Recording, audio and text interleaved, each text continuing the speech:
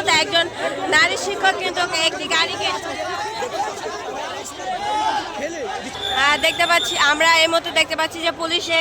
রয়েছে, রাস্তায় জ্যামজট সৃষ্টি হওয়ার কারণে কিন্তু পুলিশ এদের এই মুহূর্তে কিন্তু রাস্তা ফ্রি করার জন্য কিন্তু বাস দেওয়ার চেষ্টা করছে। এই মুহূর্তে কিন্তু যারা প্রতিবন্ধী সদস্য রয়েছে তারা কিন্তু এখনও রাস্তায় বসে আছে এবং তাদেরকে রাস্তায়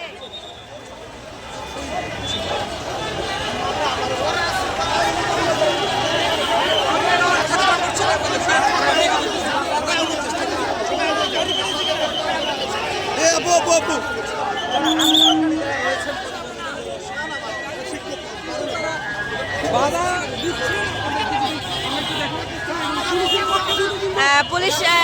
তাদেরকে সরে যাওয়ার জন্য চেষ্টা করছে, কিন্তু দেখতে পাচ্ছি না এই মুহূর্তে একজন নারী শিক্ষক কিন্তু একটি গাড়িকে